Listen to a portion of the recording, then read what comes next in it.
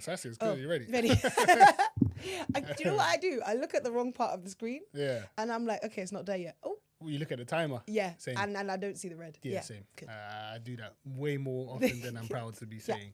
And we're a year down from starting this. But yeah, you know, last week it took me like nearly over an hour to get home. I was stressed. Sorry. I was sitting in traffic stressed. And I'm just, now we're coming to the end of today's session. Mm-hmm. You're thinking about going home. I'm thinking, is it going to be the same? But I don't. Schools are done. Yeah. And it's not a weekend. So it's basically a weekend. Yeah. But the trains were busier. Today? Yeah, because people are all going to the museum. To do what? It's a half-term thing. People could take their kids to the museum. You know what? I hear that, actually. Yeah. I can't wait to be taking my kids to the museum. Science museum.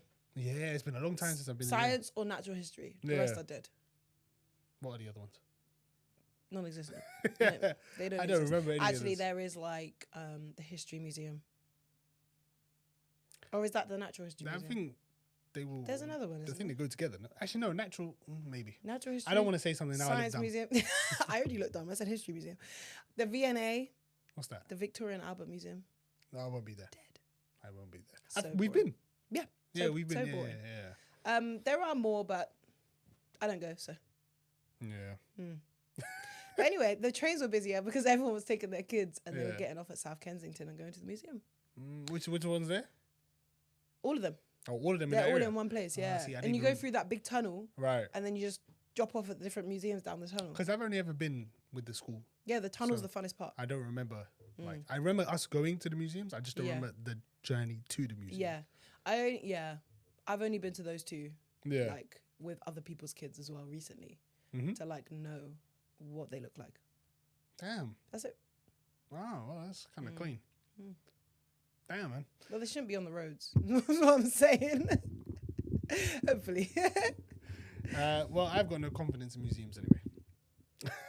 Which is today's topic. The difference in confidence. Stop, man. I tried to damn get the thing out, but it don't work because she goes. But I like it. It's just I know, so but good. it Okay, needs to sorry. go. All right. Now I've forgotten the title. What drives confidence in men and women. There was a TikTok that Saskia saw, Yep. which was A girl, yeah, a lady, and she was making a video and she was crying and she said, "No one talks about how hard it is to be unattractive," right. which I thought was interesting. I think that's cap. If we relate back to our last episode. If we're learning, Yeah, that's cap stat. if we're growing, Because take away what she looks like. yeah, A lot of our good people do talk about how hard it is for them. It's not a hidden. it's not a hidden topic. No, it's not. No. It's And very well known. Yeah, that. because people also talk about pretty Pretty privilege. privilege. Yeah, Right. it's spoke about quite a lot. It's very known out there that pretty gets more privilege. Yeah. So I don't know what she's talking about. But then also, Yeah. she is not an ugly woman. Mm. And she states something about my body isn't tea. Yeah. And then I proceeded to ask Saskia, what does she look like? Her And I body showed her. is not bad at all. Yeah. Is it snatched, as the people say? No. Yeah. It's a normal woman body, Yeah. which is An adult completely figure. fine Yeah. and attractive enough. You don't need to be BBL'd up to be attractive. Yeah. But for context, she does live in Miami, We think. allegedly. Allegedly. Yeah. So I can understand why that might skew her mentality. Yeah. Because Miami is known for being such a BBL, Conventionally Yeah. social media Yeah. kind of look. the hierarchy of prettiness. Yeah.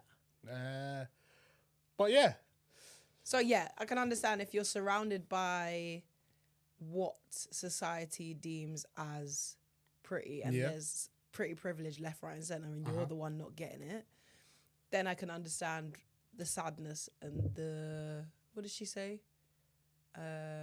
Depression that Yeah. comes with that.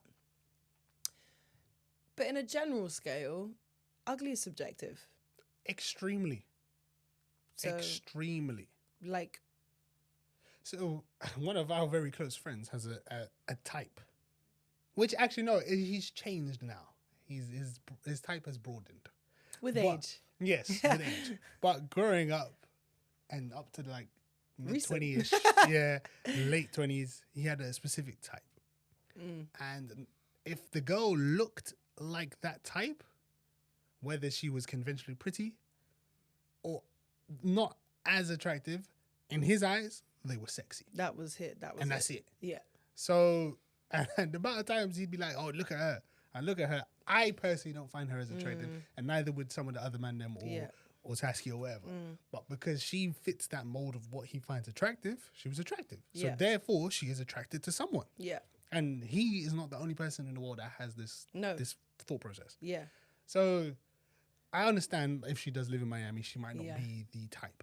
There actually was a video, that reminds me, a few weeks ago of a mixed race girl.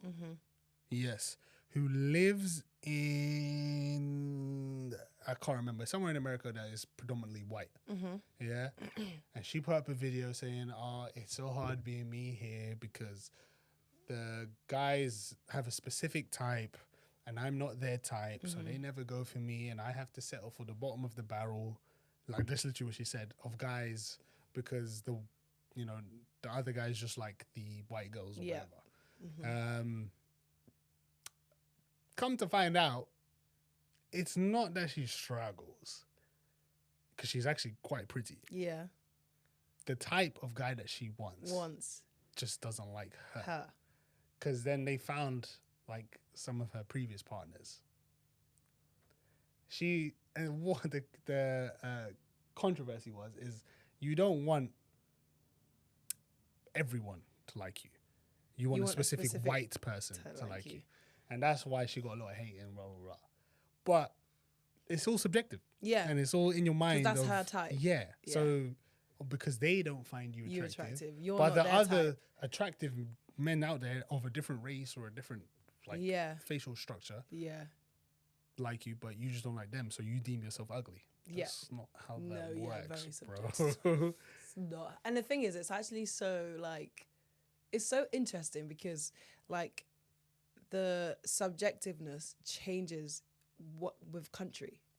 Yes. Which I 100% really enjoy. Yeah. Like, it's actually so cool to, like, because, like, we live in a society where we know what is deemed pretty privilege. And, like, we'll be able to look at somebody and be like, yeah. They're getting passes in left, right, and center. They're good. Yes. They're getting away with stuff and la.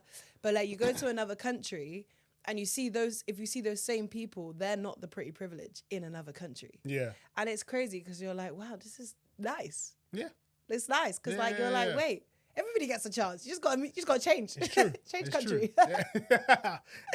People could be like, but it's not that easy. We know. Yeah. It's not. We're not saying just pick your stuff up and go over to Brazil or some shit. Don't do that. No, don't do that. But, like, it's kind of crazy because, like, really and truly, like, everybody's ugly to someone. Yes. Everybody's ugly to somebody. And everyone's pretty to somebody. So, like, the comment that we saw there was, you're not ugly, you're just not confident. You're just not confident. And that's exactly that. But that's exactly that. Because I can say it myself. I don't think I'm the most attractive guy in the world. And I will openly say that. And I'm happy saying that. Because I think there's a lot of pressure to be the most attractive person anyway. Pressure, yeah. But I hold myself with confidence. So I don't care if I'm seen as attractive by this group over here or not. And honestly, I'm not tooting my own horn, but I've walked into places where I personally don't think I'm the most attractive person there, but I have gotten more play than... Because the confidence you can feel. Like, you could be, like, the prettiest person in the room with no confidence. Yeah. People are not going to feel that. Yeah. Like, a lot of people will, go off what you look like, but also when you then get close to that person, you can feel their energy. Yeah. If with no personality, it's also, bruh. It's like not having the personality, or you're being overly arrogant. Yeah.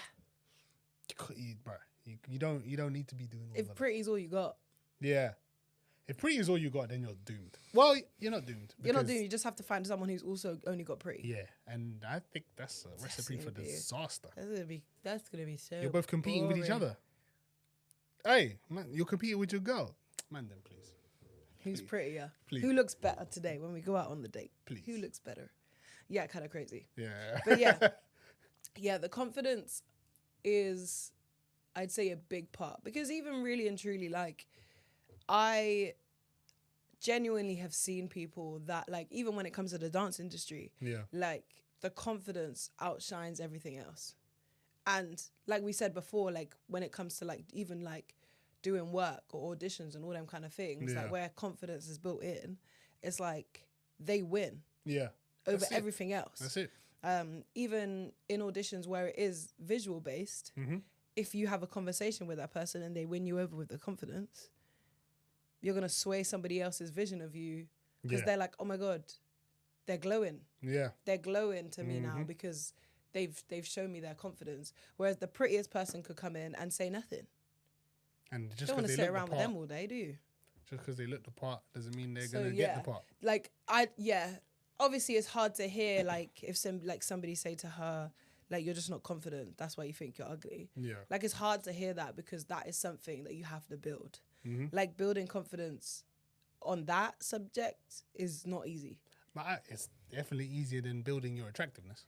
You can't do that. Because you can't do it. You can't do that. You can try. You can do things. You can do things. Makeup. That's the key go-to for girls. Yeah. Clothes, big time. And then obviously it depends who you hang around. Yeah, it depends on who you're trying to attract. So you can go to the gym, or there are guys who don't like a gym girl. Yeah. You know, there's also that too. Yeah. That sort of stuff plays a big factor. Because I'm someone who goes to the gym, but not every girl likes a gym guy. Yeah. They prefer someone. Talking about that, I also saw another TikTok that was like, I think we should normalize dating in our activity level. Agreed. I've said this before. I was like, wow, yeah. I've said this before. I should say that to Kevin. How many times? Was the first episode agreed. When I said I think so. Girls say they go to the gym, that was dating. Yeah. But then they don't go to the gym. Yeah. Dating in your activity level. I guess it's the same kind of thing. It's like you're gonna put yourself in environments of people that are similar. Yeah. Like, you would want people to, like, you can have similar things that you like. And then put yourself in space. If you know you're confident in a certain sector, you can be around men in that certain sector and be confident. Yeah. You're going to put yourself in ways that are going to help you. Like, I would never put myself, imagine me trying to date somebody who likes anime. Me put myself in the anime sector knowing nothing. Yeah. How am I meant to be confident in that scenario? Exactly. You're going to shy away naturally. Naturally. Like, I've put myself in a predicament. Whereas if it's to do with sport and stuff, I can put myself, like, confident because I've done that. Yeah, you can relate. Yeah, like, it's you just have to put yourself in positions that are going to help you. Yeah. Especially with confidence. Oh, for sure. But what brings that confidence in women? Because with men, it'd be, I don't know, it's like, I feel like with a lot of men, it's the first ever heartbreak. Ooh. With a lot of men, that first proper heartbreak, once you're like over it, then you start building your character and yourself. Actually, I was having a conversation the other day with Shaq on the phone, and we were talking about something, and I said, you know what, I just don't care anymore, and that's what works. So, and it took me having that first madness in the first relationship, and then getting done dirty by, like, the next girl I dated. Yeah. And then it was at that moment. That's when you knew. That's when, like, I stopped caring. Yeah. And that's when it all worked. It all came together. But it took me having that situation or those scenarios for it to... Because, I mean, I was confident before, but I'm certain, 100%, I was nowhere near as confident as I am now. Yeah, no way. Like, it'd be like a 30 to 100%. These are two different people, right? Yeah, Crazy. Big time. Yeah. But it took that, and it made me get to the point of I don't care. And once you don't care, and I genuinely think for women, that's the statement. Yeah. Don't care. Don't care. Because as women, we're always, from a young age, I think, taught to care. Yeah. In every sector, we're taught to be the emotional ones. We're taught to be the considerate ones, the ones that are going to help, the ones that are going to do stuff for other people, the ones that are going to impress, dress to impress, all these kind of things. We're taught to care in every sector. And I feel like once you don't, like once you completely get out of the not caring, that's where the confidence comes from. And I think with women, it takes a lot longer in terms of age, because we spend so long learning to care that getting the opposite, it takes longer. Whereas I don't think guys are taught to care that much from a genuine, like from a every area it's true. perspective, like drilled into them to care. Yes, they've got loads of other bad things that are drilled into them, but to care is not really one of them. Yeah, you're not. Well, before it was. Yeah, like you're not. The woman is supposed to take care of the family, nurturing person, the gender categories, and like we're all like everything you could think of that is womanly is something to do with caring. Yeah. So I feel like it takes a lot longer growing up when you're a girl to like get to a point where you're like, actually, I don't care, and you'll see so many women with confidence. Yeah. Have got to that point. Yeah. Of not caring. So I do think that's... You get to that stage of you decide you want to wear what you want to wear. And the amount of women I've seen out there where I thought what they were wearing wasn't the best outfit out there, but... Don't care. They're surrounded by guys who don't find care. her attractive because they fit that niche, that category of that person. And the thing is, no matter what you do, like, if you're confident in what you're doing... no one else really cares. Yeah. It's like, it's like all these videos of people in the gym, like there was I think it's the girl that made the girls only gym, but she used to make content in the gym. I think it's her that she would do anything in the gym just to prove no one's looking at you. Yeah. She would do crazy stuff. I remember seeing something like this. And it's just like that. Like if you do stuff with confidence, no one cares. No. And if someone glances, they'll just go back to what they do. They just carry on. It's literally what I just did to the camera. That's it. Because you're working your stuff. Yeah. No one cares. You come and do that like half-heartedly. Like you're making people look at you because you look dodgy. Yeah. You look shifty. Yes. Yeah, you're making this weird. Yes. But if you just power walk, do whatever you have to do, this is me, live life, prosper, carry on. No one's going to do nothing. No. Like seriously, no one's going to do anything. It's a fact. So I think for girls... it does take a lot longer to get to that point. Because even for me, I would say mid-20s. Not long ago. Like full confidence. Where you became yourself. I fully can say nothing could change me now. Mm-hmm. Mindset, like how I think about other things and stuff like that. And you can see it with girls in secondary school and stuff when they're growing up and they're like becoming adults and stuff, the way they change, the things they change, like even at school, like going from one trend to another, like this, because they don't know. Yeah. They don't know what they're supposed to be doing, like they're just following other people, and then you finally see them doing what they want to do, and you can tell because they're no longer shy about it. No. Like a lot of people did it, I'd say a lot earlier. Like I'm late bloomer and everything. So like towards the end of secondary school, even uni, a lot of people found themselves in uni. Yeah. Because I feel that's very common. Uni, like you're given the space to finally do what you want. Yeah. You're away from those people you were with for like 7 years of your life as well. And so many people go to uni so far away, they become they make the choice to not be them anymore. Bro, we saw it tenfold with someone we grew up with in secondary school. They went from like very nerdy-ish kind of guy, which I was very cool with. I'm still cool with today. And went complete 180. And now he's kind of gone back. Yeah. So he's now a mixture of what he used. Yeah, of both. Which is also interesting because you're watching them do one extreme to the other to find the balance of where they wanted to be. And it's like, now this is me. I've reached my pinnacle. Yeah. Obviously not, but I've reached where I want to be. And this is why, and it's so nice as well because I say this a lot. It's like, I would want to be, like they say, you become your friendship group, you become your circle, like who you keep around you. And like for me personally, like not saying that it's a bad thing to not be confident in yourself because a lot of people find there's different environment things, it's a whole thing. But like personally, I want to surround myself with people that are on the same confidence level. Yeah. Because I'm like, you need to stay on that train yourself.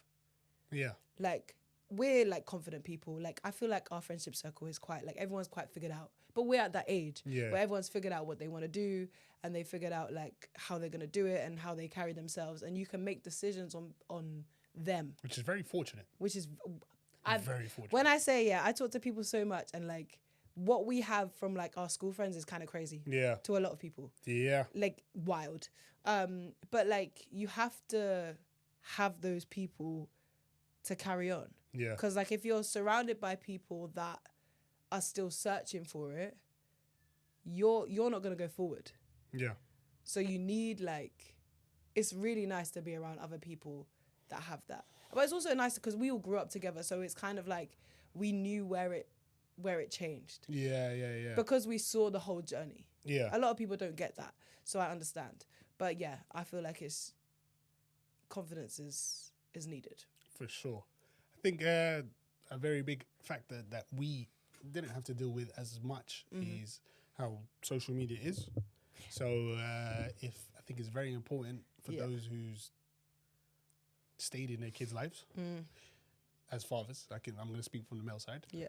To instill that confidence in your son. I mean, and your daughter too. Yeah. For sure. But instill that in your son from early and growing up. Yeah. But don't boost their head. So you got to find that balance. Yeah. But like I saw an Instagram page the other day. It's an extreme situation because his son has like a condition, spina bifida, something like that. I think it's called. So his spine just basically he can't walk properly. Yeah, is it the little boy on TikTok or your friend? No, I think he might be on TikTok as well. But like I see the dad and him, and they're always training with his frame thing. Yes. Yeah, love so that. Like I saw one where I wish I knew their names. He's standing on like some stilts. I don't know what they call it. It supports his body. Supportive leg things. And like he's throwing a ball. Yeah. And he's like trying to catch it, and at first he's like falling. And then by the third, fourth, obviously I don't know how many cuts he made. But by the third, fourth one, he's now catching the ball and he's got balance. He's standing. And then it goes to a point where the ball rolls away and the dad has to go get it. But he's like, you got this. Hold it. Trust yourself. Yeah. And then you see it. And like, I nearly brought a tear to my eye. But the boy is standing there and he's like, trust myself. Trust myself. You can see him. And I was like, damn, that is tough. And like, that is what you need to do for your child, even if they don't have a condition. No, yeah. Even if they're just normal. Yeah. Well, anyway, normal is subjective. Subjective, yeah. But even if they don't have that medical condition, to still instill that to where they get to that situation, they have an audition for something. And it's just them in the waiting room. You can't be in there with them. Yeah. They can sit there, tell themselves, I trust myself. I trust myself. I trust myself. Boom. And they get in and they kill it. Yeah. And even if they don't kill it, they still go in there with confidence. It's so crazy you say that as well, because I was on the train the other day and I feel like you can like slightly judgmental, but I feel like when I'm watching a family or like parents and their kids just on public transport, I can really see where things come from.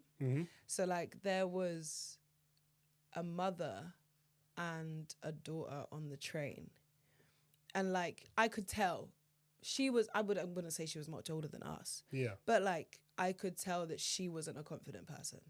Like I could tell she was maybe shy, or there was something she was insecure about. Like she wasn't really enjoying that people were looking at her like they weren't looking at anything specific, but like you can just tell like by a person's like body language how they are and and you could see it like drifting off into the child. Damn. Like they weren't doing anything, but just the way the child was reacting to things, I was like, wow, that's her daughter. Do you know what I mean? Like it's crazy though, because that's where these things come from. And especially with confidence, like you said, from the very beginning, like how you present yourself as a parent is what they're going to learn from. And like, even if you don't have that confidence in yourself, it's something that you have to fake it till you make it, because that kid is watching you. For sure. And like when I saw this woman and this child, I was thinking, I watch people on the train. I'm so sorry, but I'm that person. I'm a people watcher. And I really love watching people. Yeah. And I literally was like, obviously not like bait.